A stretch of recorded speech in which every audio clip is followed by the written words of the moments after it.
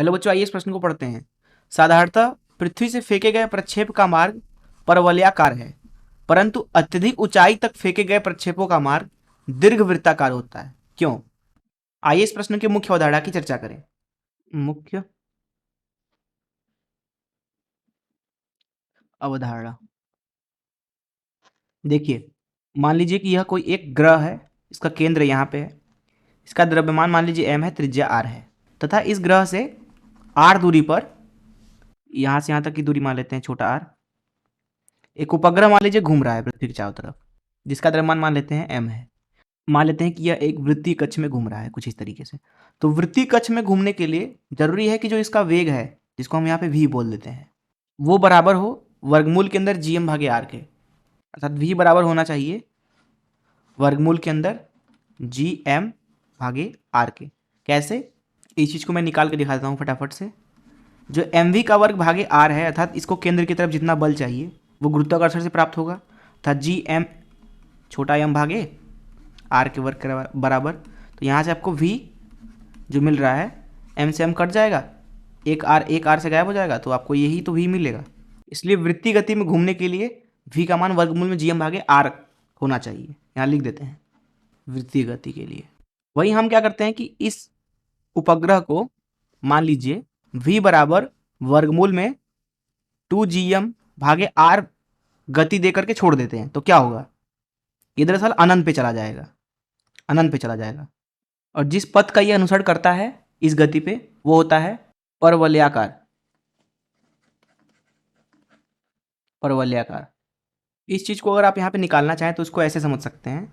ये ग्रह है, इसके केंद्र से r दूरी पर एक उपग्रह था। इसको हमने गति कुछ इस तरीके से दी v, कि ये कहाँ पहुँच गया? ये अनंत पे पहुँच गया, अनंत पे। तो यहाँ ऊर्जा संरक्षण का नियम लगा देते हैं। प्रारंभ में इसकी गति v है, अंतिम में इसकी गति 0 ले लेते हैं। तो यहाँ लिखेंगे प्रारंभ की स्थितिज ऊर्जा धन प्रारंभ की गतिज ऊर्जा बराबर होनी चाहिए अंतिम की स्थितिज ऊर्जा धन अंतिम की गतिज ऊर्जा के, क्योंकि यहाँ पे कोई बाहरी पल नहीं है। तो इसलिए यहाँ पे लिखा जाएगा जो प्रारंभ की स्थितिज ऊर्जा है, मान लेते हैं कि जो उपग्रह है उसका द्रव्यमान m0 है, ग्रह का द्रव्यमान m मान लेते हैं। तो प्रारंभ की स्थितिज ऊर्जा हो जाएगी ऋण gm छोटा m भागे r के बराबर धन प्रारंभ की गतिज ऊर्जा हो जाएगी 1/2 m0 v का वर्ग। अंतिम की गतिज ऊर्जा और स्थितिज ऊर्जा दोनों ही शून्य है। तो यहाँ से आपको दिख रहा होगा कि v का मान मिलेगा आपको वर्गमूल में 2gm भागे r के बराबर। और जो ये पथ का अनुसरण करता है वो होता है परवलयाकार। लेकिन क्या हो कि अगर आप इस उपग्रह को, जो कि केंद्र से r दूरी पर है, उसको एक ऐसी गति दो जो कि 0 से तो ज़्यादा हो लेकिन कम हो वर्गमूल में gm भागे r के। इस अवस्था में, क्योंकि जो gm भागे r है वो वृत्तीय गति के लिए आवश्यक चाल है, इसलिए हम बोल सकते हैं कि जो यहाँ पे उपग्रह होगा वो वृत्तीय गति में तो नहीं घूमेगा। तो ये किस पथ का अनुसरण करेगा? देखिए यहाँ पे दो स्थितियां बनती हैं। या तो ये कुछ इस तरीके से गति करेगा, कुछ इस तरीके से, अर्थात जिस पथ का ये अनुसरण करता है वो हो जाता है दीर्घवृत्ताकार, दीर्घवृत्ताकार।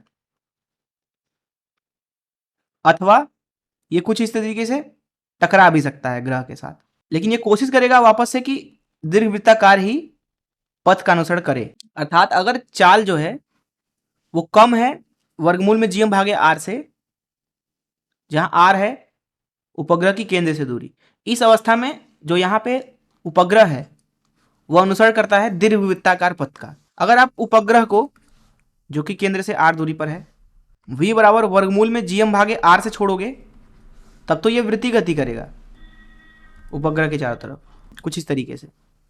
लेकिन अगर चाल वर्गमूल में gm भागे r से कम है, इस अवस्था में वो दीर्घवृत्ताकार पथ का अनुसरण करता है। लेकिन क्या हो कि जो चाल है वो ज़्यादा हो वर्गमूल में gm भागे r से और कम हो वर्गमूल में 2gm भागे r से।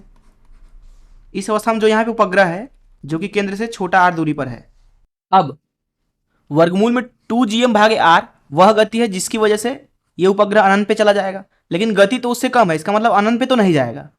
वहीं वर्गमूल में gm भागे r से अगर फेंके होते तो वृत्तीय गति से गति करता। इसका मतलब है कि क्योंकि ये v जो है वो ज़्यादा है वर्गमूल में gm भागे r से, तो अभी भी ये वृत्तीय गति नहीं करेगा। देखिए इस अवस्था में भी जो उपग्रह है वो दीर्घवृत्ताकार पथ का अनुसरण करता है, कुछ इस तरीके से गति करेगा ग्रह के चारों तरफ।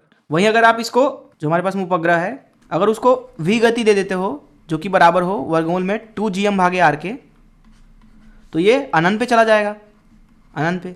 तो यहाँ पे आप ध्यान से देखें कि जो उपग्रह होता है उसकी चाल कितनी है, इस बात पे निर्भर करता है कि वो किस पथ में गति करेगा। वो दीर्घवृत्ताकार पथ का अनुसरण कर सकता है, वो वृत्तीय पथ का अनुसरण कर सकता है, यहाँ पे भी दीर्घवृत्ताकार है, और वो परवलय का भी अनुसरण कर सकता है। तो इन मुख्य अवधारणाओं का इस्तेमाल करके चलिए प्रश्न को हल करते हैं। यहाँ पर प्रश्न में बोला जा रहा है कि साधारणतः पृथ्वी से फेंके गए प्रक्षेप का मार्ग परवलयाकार है। यहाँ पे देखते हैं उस चीज को। मान लीजिए ये हमारा पृथ्वी सतह है कुछ इस तरीके से, तो क्या करते हैं, जब गति काफी कम होती है तो ये कण अगर प्रक्षेप गति से फेंका गया है तो ये वापस कुछ इस तरीके से टकराता है जमीन से, और जो ये इसका पथ है वो परवलयाकार होता है। लेकिन बोला जा रहा है कि अत्यधिक ऊंचाई तक फेंके गए प्रक्षेप का मार्ग दीर्घवृत्ताकार क्यों होता है। देखिए, जब आप किसी कण को अत्यधिक ऊंचाई पर फेंकेंगे कुछ इस तरीके से, मान लीजिए आपने कुछ इस तरीके से फेंका, अब क्योंकि यह एक प्रक्षेप है तो मान लेते हैं कि वो वापस धरती से टकराता है, वापस धरती से टकराता है। मान लीजिए जिस कण को फेंका जा रहा है उसका द्रव्यमान m है, उसको v गति से फेंका जाता है। अब उसको वापस धरती पे आना है लेकिन बहुत तेजी से फेंका गया है, तो बोला जा रहा है कि दीर्घवृत्ताकार कक्ष का अनुसरण करता है। अब क्योंकि यह अनंत तक नहीं जा रहा है इसलिए इसकी जो गति है वो कम है वर्गमूल में 2gm भागे r से।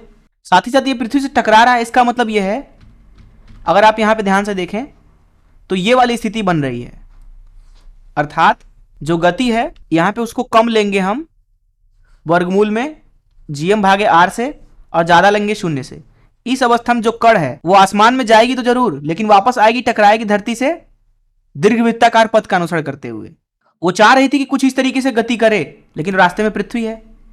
तो इस तरीके से हम समझ सकते हैं कि एक जो कण है जिसको हम अगर बहुत ही तेजी से फेंकें, बहुत ज्यादा वेग से, तो वो जो पथ का अनुसरण करता है वो परवलयाकार नहीं रह जाता है, क्योंकि तब दूरी के साथ साथ वस्तु के ऊपर बल जो है वो बहुत तेजी से बदलता है, बल का मान लगातार बदलता है। परवलयाकार वो इसलिए ले रहा था पथ क्योंकि बल जो था वो यहां पे नियत था, लेकिन जब आप बहुत तेजी से फेंकेंगे तो बल नियत नहीं रह जाएगा, अलग अलग दूरियों पे अलग अलग बल होगा। और क्योंकि जो गति है वो कुछ इस तरीके से है, इसलिए जो पथ होता है वो दीर्घवृत्ताकार होता है। मैं आशा करता हूं कि आपको इस प्रश्न का हल जरूर समझ में आया होगा। धन्यवाद।